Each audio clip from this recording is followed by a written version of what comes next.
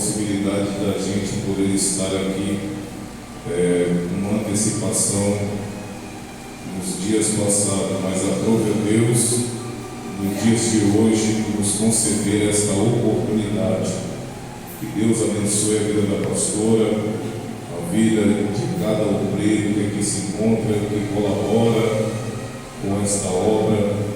Que Deus possa abençoá-lo poderosamente. O varão aqui também da água, que Deus possa abençoar a vida dele. Deus abençoe a minha esposa dele, se encontra aqui nessa noite juntamente comigo. Irmãos, eu sou ali da Assembleia de Deus Fogo e Glória, ali no bairro Jardim Carapina, na Avenida Castro Alves, mais conhecida como Rua 11. Temos por pastor regional, pastor Fábio de Jesus, segundo pastor dirigente local, pastor Elton Correia, e o pastor dirigente local deste ano, o presbítero Girley Rosa. Estou debaixo da bênção do meu pastor. Sem muitas delongas, eu peço à amada igreja que se coloque de pé em reverência à palavra do Eterno, e aqueles que trouxeram as vossas Bíblias, abram-nas no livro do profeta Ezequiel, capítulo de número 37. Como hoje se trata de uma quinta profética, estaremos pregando neste texto. Eu estive me perguntando o que eu irei de pregar, e o Senhor me conduziu até esta passagem bíblica. Eu creio que Deus irá falar aos nossos corações nesta noite de uma forma poderosa. Quantos acharam, digam amém. Amém. Ezequiel, livro do profeta Ezequiel, capítulo de número 37. Louvado seja Deus. Amém? Amém. Estarei fazendo menção da palavra de Deus. Versículo de número 1, que diz: a mão do Senhor estava sobre mim e me carregou. Oh glória, aleluia. A mão do Senhor estava sobre mim e me carregou para fora no Espírito do Senhor e me pôs no meio de um vale. Aleluia, glória a Deus. Louvado seja o nome do Senhor. E me pôs no meio de um vale que estava cheio de ossos, e me fez passar ao redor deles, e eles que eram muitíssimos no vale aberto, e eis que eles estavam muito secos.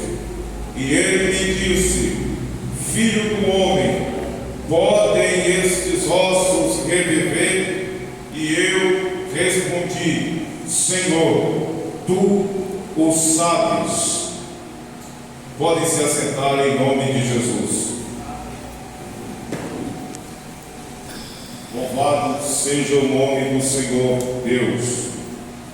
Bendito seja aquele que vive e que reina para todo sempre. Queridos e amados irmãos, servos do Deus Altíssimo, simpatizantes da fé cristã, o texto em que ora nós acabamos de fazer menção é um texto bastante conhecido no meio de nós. O texto em que ora nós acabamos de ler é um texto, aleluia, glória a Deus, louvado seja o nome do Senhor. Louvado seja Deus. Amém. É um texto bastante bastante conhecido no meio da igreja. Aqueles que são leitores da Bíblia Sagrada, quem aqui nunca leu a Bíblia Sagrada e se deparou com o livro do profeta Ezequiel? Quem aqui, fazendo a sua leitura ou o seu devocional, nunca se deparou com este texto profético ou com este livro profético que nos traz visões e revelações de Deus em coisas tremendas em que Ezequiel viu durante o seu ministério? Ora, é bem verdade que o profeta Ezequiel é muito conhecido dentro da igreja do Senhor, no meio do povo de Deus. Por quê? Pelo fato de ele ter tido visões tremendas, pelo fato de ele ter tido o encontro com a glória de Deus, estando dentro do cativeiro. Ora, mas quem era Ezequiel? É bem verdade que o contexto em que nós estamos inseridos a partir de agora nos leva em um tempo em que Israel ou Judá, o povo, o reino do sul, havia sido tomado, havia sido levado para o cativeiro babilônico. É bem verdade que nós sabemos que Nabucodonosor, rei de Babilônia, havia mandado o seu chefe de exército, Nebuzaradã, invadir a cidade de Jerusalém e sitiá-la, a ponto de levar em 3 levas o povo do Senhor, o povo judeu, aquele que prestava culto e reverência a Deus aqui na face dessa terra. Olha para cá e prestai atenção. Quando falamos de Ezequiel, a Bíblia, o contexto bíblico, nos remete a um tempo em que o povo do Senhor estava sendo levado cativo para o reino dos caldeus. Ora, na primeira leva, Nabucodonosor dá ordem a Nebuzaradã, chefe do seu exército, para que esse pudesse levar na primeira leva a primeira classe, a elite do povo do Senhor, a elite do povo, aleluia, da cidade santa. Leva-se então a linhagem real, e na linhagem real é bem sabido dentre nós que lá estava ele, Daniel, Azarias, Misael e Ananias, que era da classe, aleluia, da elite da cidade.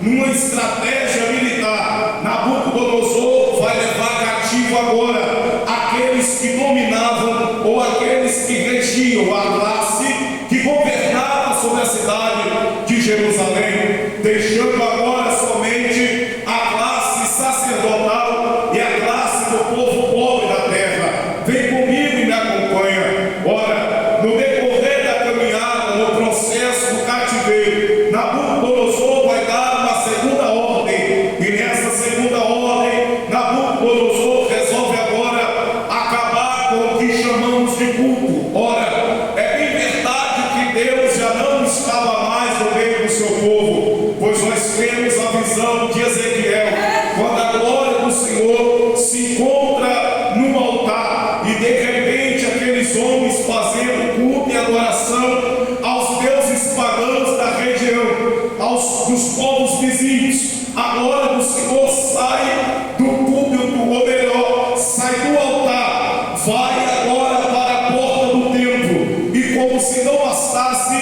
o povo não percebe, continua adorando ao Deus Sol. As mulheres começam a chorar por Tammuz, e assim a coisa estava totalmente pervertida, a ponto da glória de Deus subir para o Monte das Oliveiras, e Deus vai permitir Nabucodonosor levar na segunda leva toda a classe sacerdotal. Ora, quando a classe sacerdotal é tirada de Jerusalém, 2 coisas acontecem: o sacrifício acaba e Deus agora já não habita mais dentro do templo, porque senão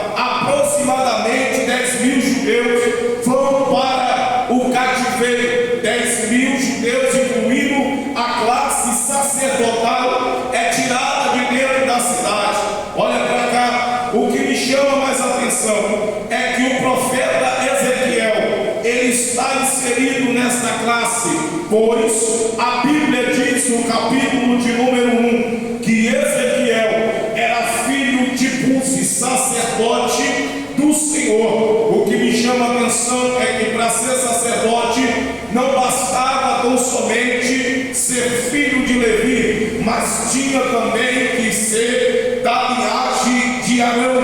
Ora, e Ezequiel estava inserido dentro dessa linhagem. Ezequiel, filho de sacerdote. Ezequiel era um homem ou um jovem que estava praticamente vivendo toda a sua vida em um seminário para poder exercer o ofício sacerdotal. Ezequiel era alguém que, instruído pelo seu pai de como se deveria adorar a Deus e de como que prestava sacrifício ao Senhor, pois Ezequiel futuramente ele assumiria uma posição no sistema, aleluia, que hoje denominamos como eclesiástico. Ezequiel seria sacerdote. Ezequiel era alguém que naquele tempo as pessoas passavam, o pastor olhava para ele e dizia: olha ele, daqui uns dias ele estará com, aleluia, ele estará com uma placa escrita na testa: santidade ao Senhor. Ora, ele é alguém que daqui uns dias terá no seu peito as pedras do rio e do Minho. Ora, ele daqui uns dias vai ser alguém que vai vestir uma estola sacerdotal. Mas de repente algo acontece na história. Nabucodonosor leva para a Babilônia toda a classe sacerdotal, e de repente aquelas mesmas pessoas que diziam com orgulho a respeito de Ezequiel, agora olha e diz da seguinte forma: não vai ser mais sacerdote, não vai ser mais um ministro no altar, não vai prestar mais sacrifício e adoração a Deus. Por quê? Porque em Babilônia não tem templo, em Babilônia não tem altar, em Babilônia não tem sacrifício. Eu acho que você ainda não está entendendo. Em Babilônia não tem cordeiro no altar, em Babilônia não tem gordura sendo queimada e subindo com um cheiro suave as narinas de Deus Todo-Poderoso. Tem muita gente por aí achando que em Babilônia a essência está lá. Tem muita gente achando que em Babilônia há sacrifício no altar e adoração a Deus, pois não tem. O sacrifício e adoração a Deus se encontra no templo. Adoração e sacrifício a Deus se encontra no altar. E agora, este altar agora já não existe mais. Por quê? Porque quem ministrava agora não se encontra mais dentro do templo. Ezequiel agora está em Babilônia. Olha o que me chama a atenção. Alguém dizia da seguinte forma: já era, e para ele agora tudo está acabado. Mas de repente Ezequiel agora está à beira do rio Quebar, e o cenário não é uma coisa nada bonita. O cenário não é aprazível aos olhos. O cenário é um cenário de tristeza. Por quê? Porque tem muitos sacerdotes agora que estão acampados à beira do rio. Tem muitos sacerdotes agora que penduraram as suas armas nos salgueiros, a ponto de alguém dizer: cante para nós um dos cânticos de Sião. E alguém resolve dizer, pastor, da seguinte forma: como cantaremos o cântico de Sião se nós não estamos na casa do Senhor? Como cantaremos o cântico de Sião se nós não estamos mais dentro do templo? A adoração a Deus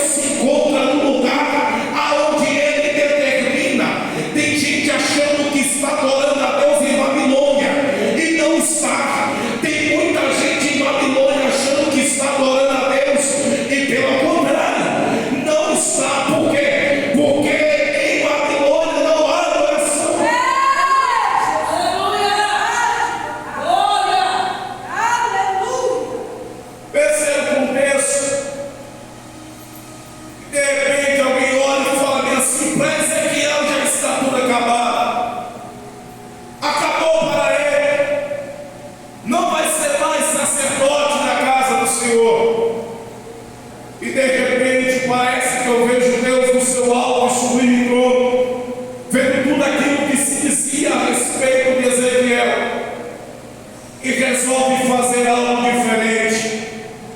Porque às vezes o homem quer colocar limitações no ministério de alguém. Às vezes o homem quer determinar se determinada pessoa vai ser isso ou vai ser aquilo. Às vezes o homem quer colocar limite no ministério de quem Deus escolheu, de quem Deus chamou.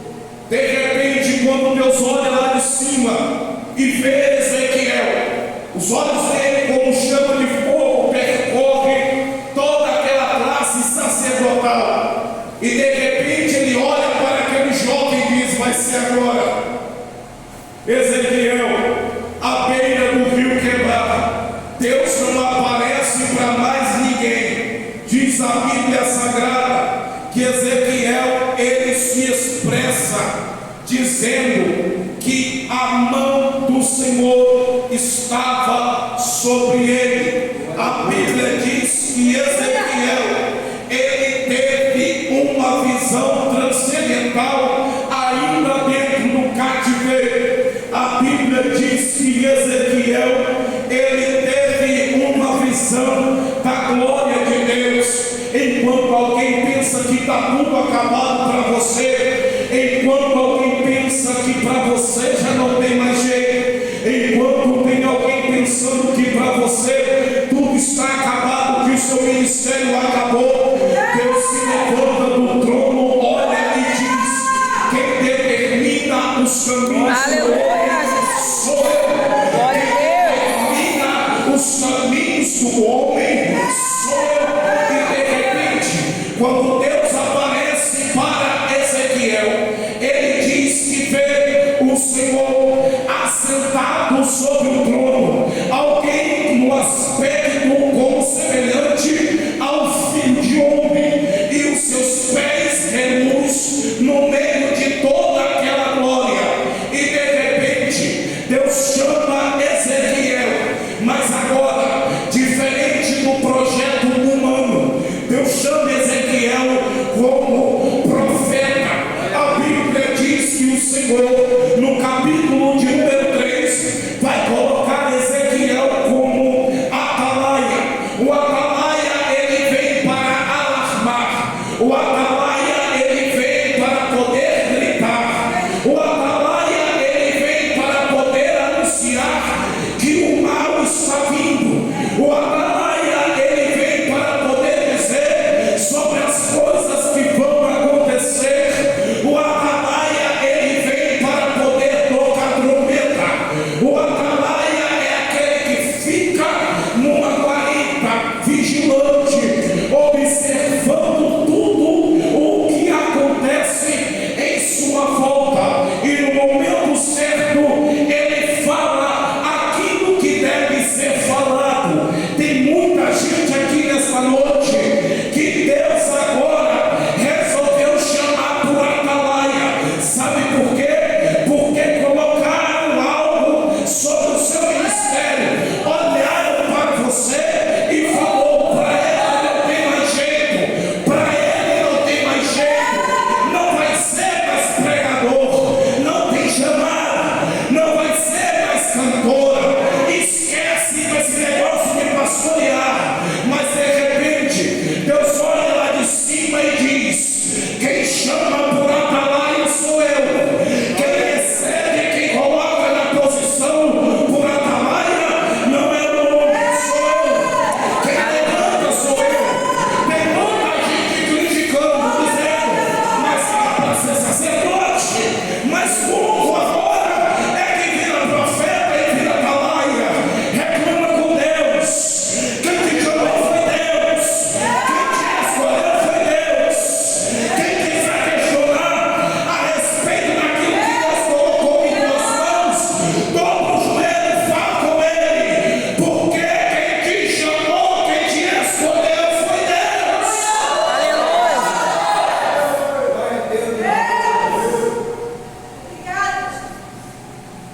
Aleluia. De repente, Ezequiel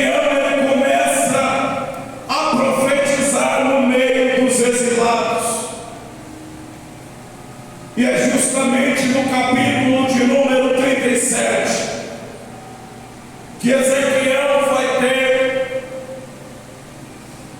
uma visão diferente de todas aquelas que ele havia tido a respeito do povo do Senhor que estava no cativeiro. A Bíblia diz que a mão do Senhor estava sobre Ezequiel. A Bíblia diz que a mão de Deus estava sobre ele.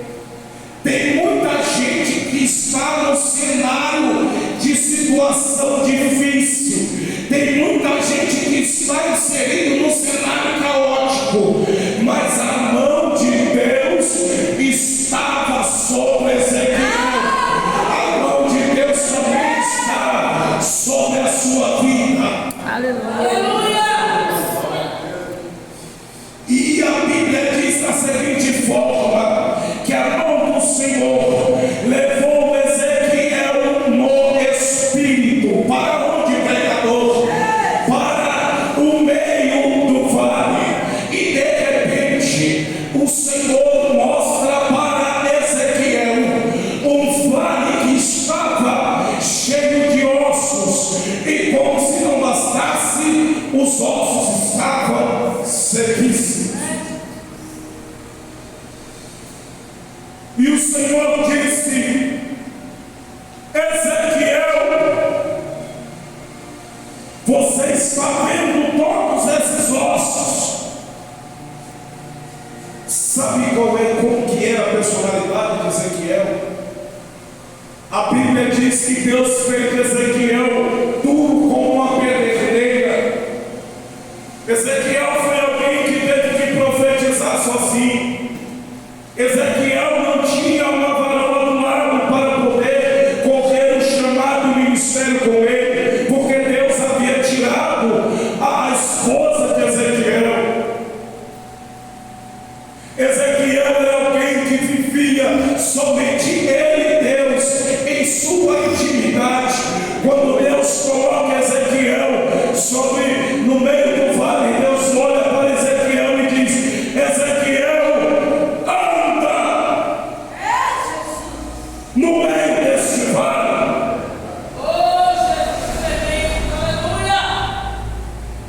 Deus coloca Ezequiel no vale de ossos secos e agora faz Ezequiel andar ao redor deles.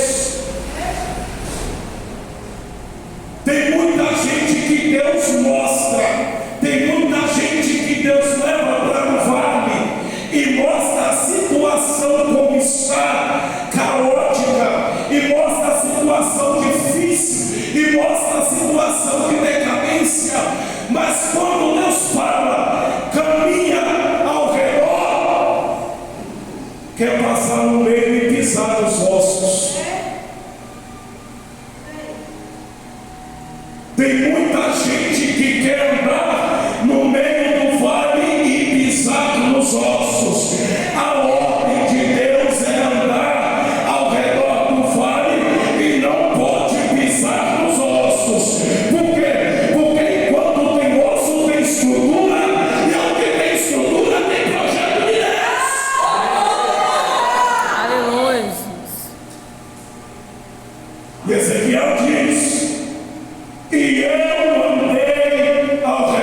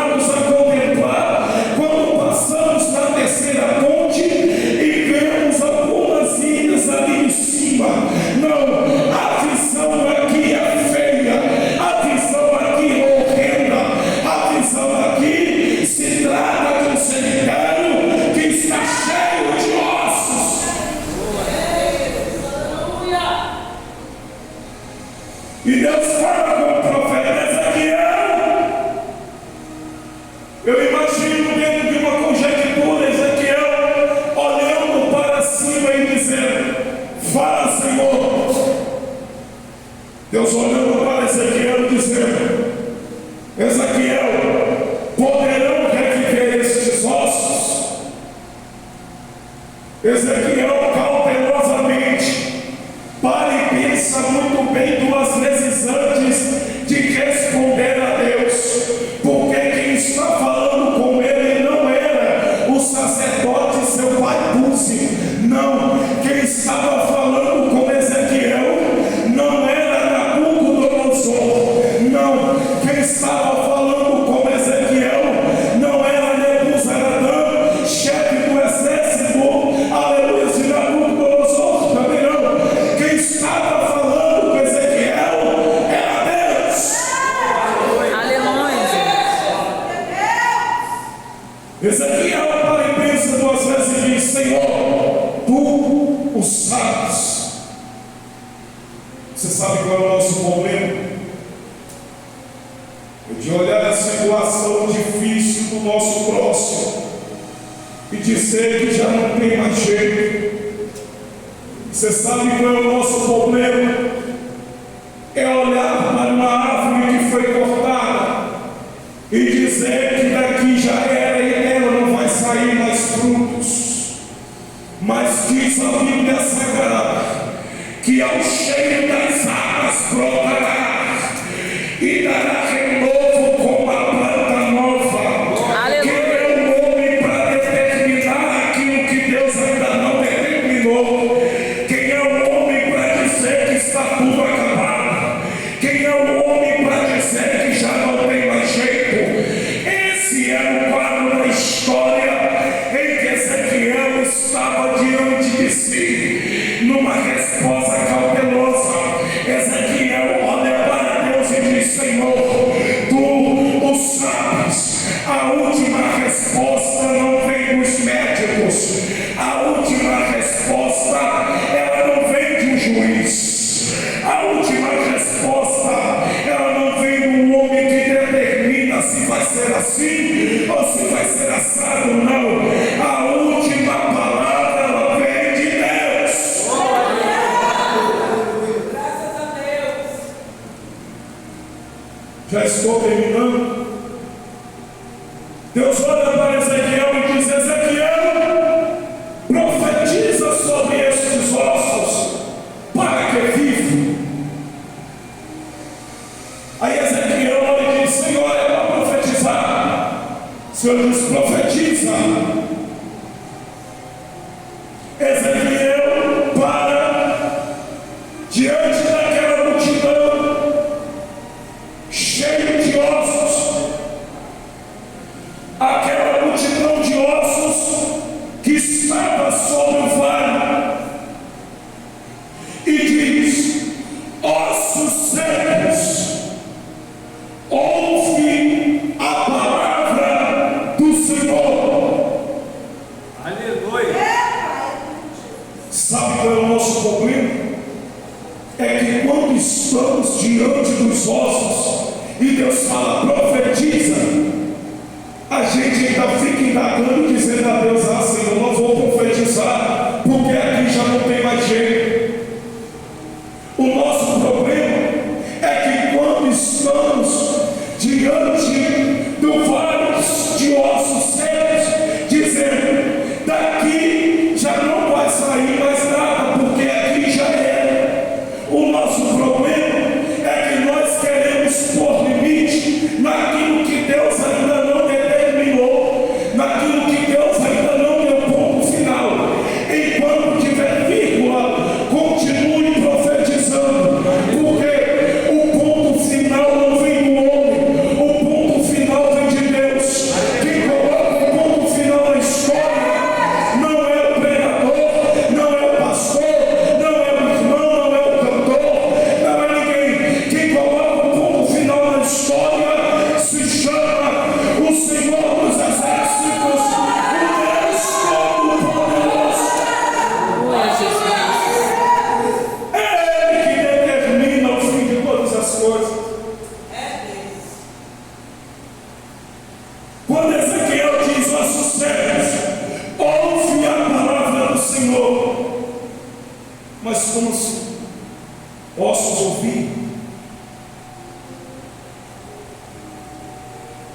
E de repente, quando Ezequiel profetiza, os ossos vão obedecer. Segundo a ciência, existem 3 ossos que trabalham no sistema auditivo.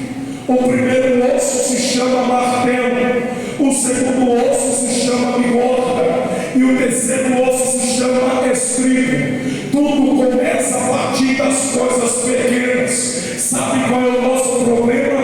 É que quando Deus chama nós para profetizar, queremos ver um reboliço sim, queremos ver uma ação de Deus sim, mas esquecemos que as coisas começam a partir das coisas pequenas. Quem começa agora a ouvir é os pequenos ossos que estão no aparelho auditivo de todo o ser humano. E de repente diz a Bíblia que vai haver um reboliço, vai haver reboliço na tua casa, vai haver reboliço no teu ministério, vai haver reboliço dentro da sua família, mas isso só vai acontecer quando você passar a profetizar. Parar de enganar a Deus, parar de questionar com Deus, porque quem olhava para Israel dizia: aqui já não tem mais jeito, aqui já está tudo acabado. E Deus dizendo: não está acabado não, daqui eu posso suscitar um exército numeroso, daqui eu posso trazer à tona um exército poderoso. Nós estamos deixando de profetizar no momento em que nós estamos diante do vale cheio de ossos secos, e na maioria das vezes aqui para nós, esse vale se encontra dentro da nossa casa. Esse vale, a maioria das vezes, não está muito longe, está dentro do nosso ministério, e de repente a gente olha e duvida: mas será que vai dar certo? Será que é isso mesmo? Não. Continue profetizando, continue proclamando, porque quem te chamou por atalaia, quem te levantou por profeta, não foi o homem, foi Deus. Mas nós temos que ter em mente uma coisa: que a partir do momento em que a palavra é liberada, a partir do momento em que a gente continua profetizando, as coisas vão acontecendo de uma forma gradativa. Por quê? Porque cada osso começa a juntar com o seu osso. Sabe o que é isso? O que é seu. Deus não faz Frankenstein, não. Deus não pega o ministério de ninguém e entrega na sua mão, não. Deus vai entregar na sua mão aquilo que era seu, aquilo que você pegou, porque Deus está no controle. Aleluia.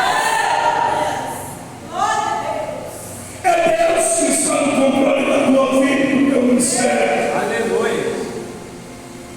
É Deus que está no controle das tuas finanças, da tua casa, da tua família. E não vai ser um vale cheio de ossos que vai te colocar em um trauma espiritual a ponto de você não conseguir profetizar diante da situação. Aleluia. Não vai ser um vale cheio de ossos que vai pôr limitações no chamado de Deus para o teu ministério. E aqui eu já quero encerrar a minha mensagem, porque eu já passei o tempo, e que a pastora e os dirigentes da igreja possam me perdoar por isso. Aleluia. Mas no momento de dificuldade, quando nós estivermos diante do vale do sossego, não deixaremos de profetizar em nome do Senhor. Aleluia.